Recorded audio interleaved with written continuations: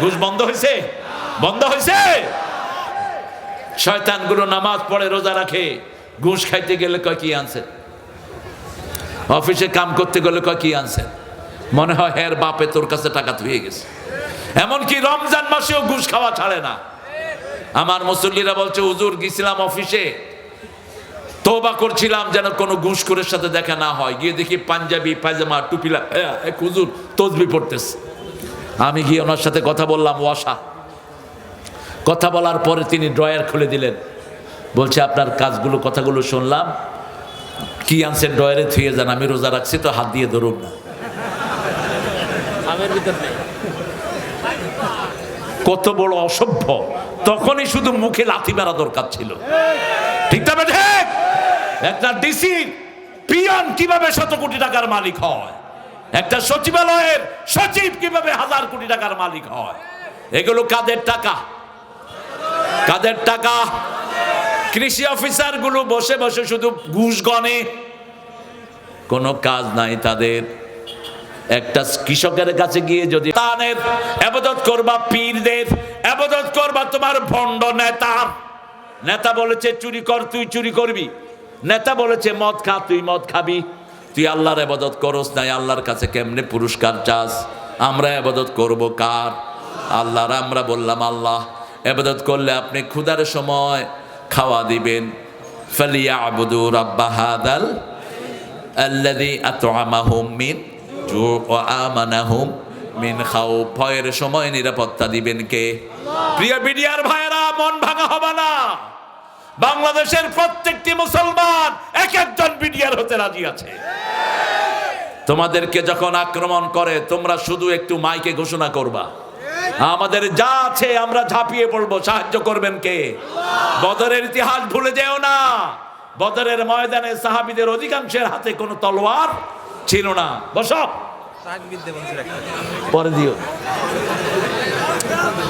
পরে দিও, এমনি তো তুমি তাকবীর হয়ে রয়েছে। সাহাবীদের হাতে রাসূল খেজুরের ডালা তুলে দিয়েছেন।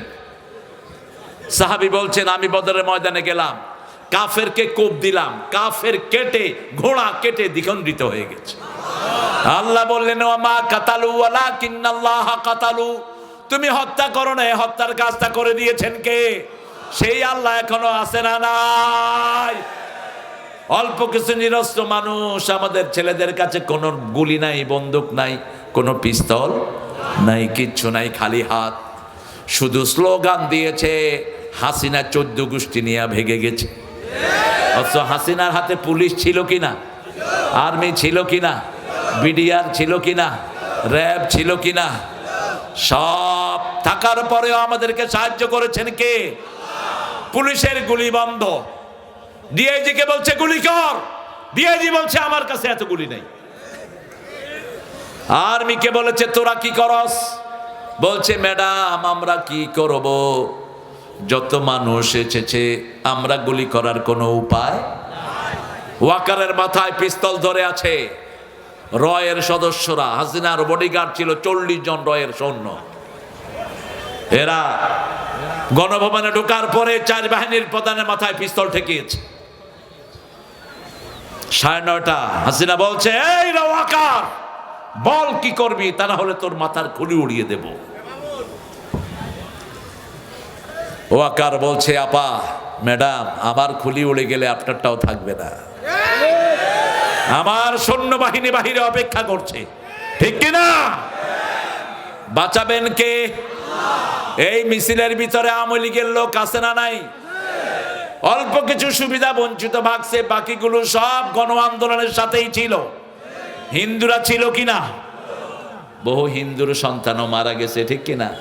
দুধ পান করাচ্ছিল ঢাকার এক মা, ছাদের উপর দেখে যে সন্তান আর দুধ টানে না, সন্তানের মাথার নিচ থেকে রক্ত ঝরছে, হেলিকপ্টারে গুলি করছে, সেই গুলি শিশুর মাথায় ঢুকেছে। সবচেয়ে ছোট্ট শিশু, মাত্র 9 মাসের শিশু, আর সবচেয়ে ছোট্ট বালক 4 বছরের আব্দুল আহাদ সূরা ইখলাস পড়ছিল ছাদের উপরে, তার মাথায় গুলি লেগেছে। বিচার একজনের কাছে জমা হয়েছে, তিনি কে? আল্লাহ। আমরা কারো প্রতিশোধ নেব না, প্রতিশোধ নেবেন কে? আল্লাহ বলছেন ইন্না লিল মুজরিমিনা মুনতাকিমুন, সূরা সিজদার 22 নাম্বার। কোন সূরা? সূরা সিজদার 22 নাম্বার। আল্লাহ বলছেন অপরাধীদের প্রতিশোধ আমি গ্রহণ করব। তিনি কে? আল্লাহ। সে আল্লাহ বলছেন শুধু তোমরা ইবাদত করো কার? আমরা ফাইনাল কথা বললাম, ফাদখুলি ফি ইবাদি। বলেন ফাদখুলি ফি ইবাদি আদখুলি জান্নাতি। আয়ে হতাশার আবর্জনায় সবাই মিলে আগুন জ্বালি। আয়ে হতাশার আবর্জনায় সবাই মিলে আগুন জ্বালি। শূন্য বনের শুকনো শাখায় নতুন করে ফাগুন ঢালি। আয়ে হতাশার আবর্জনায়। কোনো হতাশা আমাদের মধ্যে নেই। আমাদেরকে সাহায্য করবেন কে? এই জনপদ আবার শান্তিতে ভরে যাবে, ঠিক না ঠিক? এই জনপদে আবার প্রাণের বন্যা এনে দিবেন কে? ফসলের মধ্যে বরকত দিবেন কে? বরকত শুরু হয়েছে কি হয় নাই? এত কফি পৃথিবীতে কোনোদিন হয়নি, পৃথিবীতে হয়নি, বাংলাদেশের দূরের কথা, ঠিক কিনা? কিন্তু আমাদের অযোগ্য সরকারের কারণে চাষি ঠিক মতো পয়সা পেল না। এটা যদি আমেরিকা ইংল্যান্ডে হতো, এটা যদি কানাডা জাপানে হতো, এই কফি দিয়ে 1000 কোটি টাকা সারা দুনিয়া থেকে কামাই করা যেত। কফি সারা দুনিয়ার দামি দামি শস্যদের মধ্যে একটা আছে না নাই?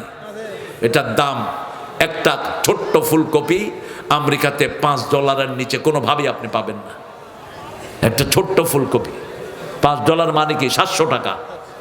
আর আমাদের এখানে মন বিক্রি হচ্ছে এখন 300 টাকা, 5 টাকা পিস। আহারে, এই কফি আপনারা কেন খান না? এই কফি হার্টের ব্লক ছোটায়, এই কফি হার্টটাকে সম্পূর্ণ নতুন করে দেয়। ফুলকপি হার্টের ব্লক ছুটায়, ব্রোকলি যে কোনো ডাক্তারের সাথে কথা বলে নিয়েন। আর পাতাকপি লিভারকে সুন্দর করে দেয়। পাতাকপি আর লিভারের সাথে চেহারার মিল আছে না নাই? দেখবেন লিভারকে ভালো করে দেয়। বাংলাদেশের মতো এত কম দামা তরকারি পৃথিবীর কোন দেশে নাই। একটা কফি, একটা শশা বিক্রি হয় $10, 5 পাউন্ড 800 টাকা একটা শশা। আর আমাদের এখানে মন বিক্রি হয় 200 টাকা। কিভাবে কৃষক চলবে? এত 1000 কোটি টাকা দেশের লুট হয়। এক এক শয়তান অফিসে বসে বসে দৈনিক 100 কোটি টাকা ঘুষ খায়। আজও সেই ঘুষ আছে না নাই? ঘুষ বন্ধ হয়েছে? বন্ধ হয়েছে? শয়তানগুলো নামাজ পড়ে, রোজা রাখে, ঘুষ খাইতে গেলে কয় কি আনছে, অফিসে কাম করতে গেলে কয় কি আনছে, মনে হয় হের বাপে তোর কাছে টাকা ধুয়ে গেছে। এমনকি রমজান মাসেও ঘুষ খাওয়া ছাড়ে না। আমার মুসল্লিরা বলছে হুজুর গেছিলাম অফিসে, তওবা করছিলাম যেন কোনো ঘুষখোরের সাথে দেখা না হয়। গিয়ে দেখি পাঞ্জাবি পায়জামা টুপিলা এক হুজুর তসবিহ পড়তেছে। আমি গিয়ে ওনার সাথে কথা বললাম, ওয়াসা। কথা বলার পরে তিনি ড্রয়ার খুলে দিলেন, বলছে আপনার কাজগুলো কথাগুলো শুনলাম, কি আনছেন ড্রয়ারে থুয়ে যান, আমি রোজা রাখছি তো হাত দিয়ে ধরুন না। কত বড় অসভ্য! তখনই শুধু মুখে লাথি মারা দরকার ছিল, ঠিক না ঠিক? একটা ডিসি পিয়ন কিভাবে 100 কোটি টাকার মালিক হয়, একটা সচিবালয়ের সচিব কিভাবে 1000 কোটি টাকার মালিক হয়। এগুলো কাদের টাকা? কাদের টাকা? কৃষি অফিসার গুলো বসে বসে শুধু ঘুষ গণে, কোনো কাজ নাই তাদের। একটা কৃষকের কাছে গিয়ে যদি বলতো, ভাই কৃষক কফি করেছো, কত টাকা খরচ হয়েছে? 10,000। তাকে যদি 30,000 দিত, রাষ্ট্রের কোনো ক্ষতি হতো? এই কৃষক বাঁচত, আগামী বছর আরো উদ্দীপনায় চাষ করতো, ঠিক না ঠিক? লিখে রাখেন, এই বছর তো কফির দাম নাই, আগামী বছর এই কফি 100 টাকা দিয়েও পাবেন না, কারণ কৃষকেরা আর করবে না, কৃষকেরা আর করবে না। আজকে ভারত বলেছিল আমাদের দেশে আসা ছাড়া তোমাদের উপায় নাই, এখন হেরাই কাঁদতেছে আমাদের জন্য, কারণ ওরা হলো কিপটুস। কিটুস, কিপটুস। ইলিশ মাছ 100 টাকা করে কিনে, কদ্দুর গনে মানুষ কয়জন? 1 2 3 4 5 6। আর ইলিশ মাছ আমরা কিনি কয়টা? 2 কেজি না 10টা 12টা 15টা করে কিনে, এরকম লোক আছে না নাই? ওরা তো দেখলে হার্ট ফেল করবে। ওদের মার্কেটগুলো চলতো আমাদের পয়সায়, এখন ক্যালকাটার সব ব্যবসায়ীরা হা হা করতেছে। পেঁয়াজ কইছে আমাদের পেঁয়াজ নেওয়া ছাড়া উপায় নাই, এখন ওদের পেঁয়াজ ওরা খায় 2 টাকা কেজি। কয় টাকা? দোকানে আগুন লাগাইয়া দিচ্ছে, খেতে আগুন লাগাইয়া দিচ্ছে। আমরা কারো উপর তাওয়াক্কুল করি না, কার উপর করি? আরো জোরে বলেন কার? যদি আমাদের দেশ একটু ভালো মানুষের হাতে পড়তো, আমাদের দেশের চেয়ে ধনী দেশ আর একটাও। ইবাদত করব কার? আল্লাহর ইবাদত যেখানে বরকত আছে, আত-তাইয়িবুন আল-আবিদুন আল-হামিদুন, প্রশংসা করব কার? আলহামদুলিল্লাহি রাব্বিল। রাসূল বলেছেন যে একবার আলহামদুলিল্লাহ পড়বে, কিয়ামতে পাল্লা ভর্তি করে আল্লাহ তাকে সওয়াব দিয়ে দিবেন। যে একবার আলহামদুলিল্লাহ পড়বে তার হিসাব মাফ করে দিবেন কে? ভাত খেলেন পেট ভরে, আলহামদুলিল্লাহ পড়লেন, আল্লাহ বলেন যা তোর কোনো হিসাব নাই। আলহামদুলিল্লাহ তামলাউল মিজান। আলহামদুলিল্লাহ সুবহানাল্লাহ তামলাউ মা বাইনাস সামাই ওয়াল আরদ। যারা আল্লাহর প্রশংসা করে, সাথে তাসবিহ করে, আকাশ জমিনের মধ্যে খালি জায়গা আল্লাহ সওয়াব দিয়ে ভরে দেয়। বলেন সুবহানাল্লাহ, আলহামদুলিল্লাহ, আল্লাহু আকবার, লা ইলাহা ইল্লাল্লাহ। কি দিছো এটা? কেন দিছে এই প্রশ্ন? পুরুষের নাম রাখা হয় আল্লাহর 99 নাম থেকে, মহিলাদের নাম কোথা থেকে রাখা হয়? মহিলাদের নাম রাখা হয় সুন্দর সুন্দর মাদের কাছ থেকে, যেমন সাফিয়া রাদিয়াল্লাহু আনহা, উম্মে সালমা, মারিয়াম, তারপরে খাদিজা। এই নামগুলো চোখে দেখেন না? আরো অসংখ্য সুন্দর নাম আছে না নাই? এখন নাম রাখে রিয়া। রিয়া নাম রাখলা শিরক। রিয়া মানে হলো প্রদর্শন ইচ্ছা, রিয়া মানে হলো কাউকে দেখানো। মেয়ের নাম রেখেছে তুকাজ্জেবান, 2 মিথ্যুক। কয় সূরা ইয়াসিনের ভিতরে এটা 23 বার পাইছি। ফাবে আইয়ে সূরা রহমানের ভিতরে ফাবে আইয়ে আলায়ে, মেয়ের নাম রাখছে কি? তুকাজ্জেবান। তুকাজ্জেবান মানে 2 মিথ্যুক। কয় মিথ্যুক? 2 মিথ্যুক। বাচ্চার নাম রাখছে খিনজির। খিনজির মানে শুয়োর। খিনজির মানে কি? শুয়োর। শুনতে ভালো লাগছে, রাখছিলাম। আপনি অর্থ জেনে নেবেন বাচ্চার নাম কোনটা রাখবেন। যেমন শ্রেষ্ঠ নাম হলো আব্দুল্লাহ, এরপরে আব্দুর রহমান, আব্দুল করিম, আল্লাহর নামের সাথে মিলানো। কিন্তু আপনি মেয়েদের নামও আল্লাহর নামের সাথে মিলাতে পারেন। আমাতার রহমান, আমাতাল্লাহ, আমাতিল্লাহ ডাকতে পারেন। আল্লাহর বান্দি। কার বান্দি? আল্লাহর বান্দি। আমাদ মানি হলো বান্দি, আর আব্দুল মানি বান্দা। আমরা প্রশংসা করব কার? আল্লাহর প্রশংসা। আল্লাহর প্রশংসা কিভাবে করবেন? সূরা সাফফাতের শেষে আল্লাহ বলছেন সুবহানা রাব্বিকা রাব্বিল ইজ্জাতি আম্মা ইয়াসিফুন ওয়া সালামুন আলাল মুরসালিন আলহামদুলিল্লাহি। আবার সূরা জুমারের শেষে আল্লাহ শিখাচ্ছেন ওয়াতারাল মালাইকাতা হাফিনা মিন হাউলিল আরশ ইউসাব্বিহুনা বিহামদি রাব্বিহিম ওয়া কুদিয়া বাইনাহুম বিল হক ওয়া কিলা আলহামদুলিল্লাহি। এই আয়াতটাই কবরের প্রথম জবাব, ঠিক না বে ঠিক? জিজ্ঞেস করা হবে মার রব্বুক, আপনি পড়বেন আলহামদুলিল্লাহি রাব্বিল। এই জন্য ইউনুসকে ধন্যবাদ দেই। ইউনুস ভেজাল হইলেই একটা কথা কয়ে বসে থাকে।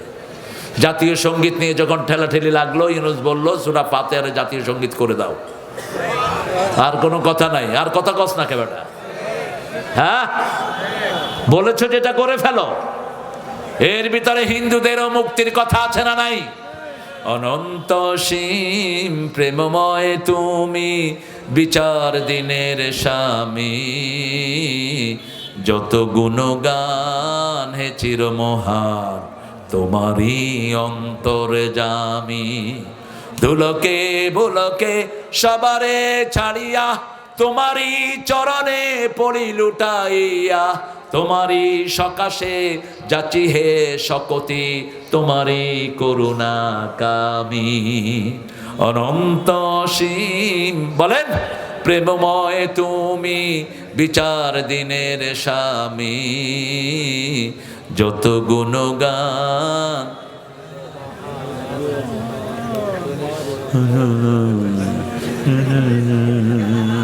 ও মন রমজানের রোজার শেষে। এটাও জানো না, এই তুমিও তো জানো না, তুমি তো করতেছো না। বলো বলো। রমজানের ওই রোজার শেষে এলো খুশির ঈদ, তুই আপনাতে আজ বিলিয়ে দে শুন আসমানি তাগিদ।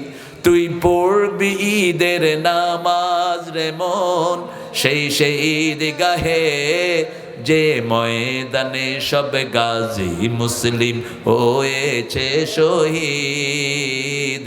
ময়দানে সব গাজী মুসলিম হয়েছে শহীদ। শহীদ হতে চান তো? শহীদ হতে চান তো মুসলমান? হাত তুলে দেখা দাও।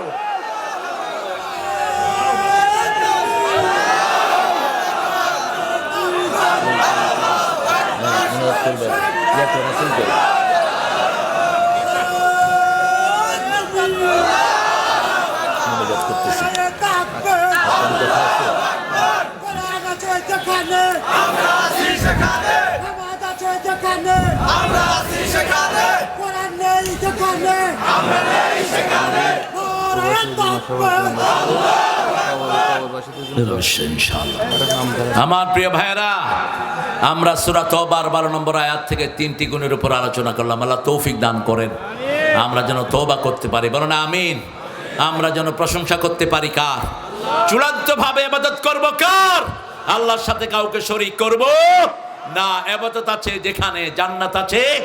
পড়েন সুবহানাকা আল্লাহুম্মা ওয়া বিহামদিক আশহাদু আল্লা ইলাহা ইল্লা আনতা আস্তাগফিরুকা ওয়া আতুবু ইলাইক। আল্লাহুম্মা আমিন। লা ইলাহা ইল্লা হুয়াল হালিম সুবহান রাব্বিল আরশিল আযীম। আল্লাহুম্মা সাল্লি ওয়া সাল্লিম আলা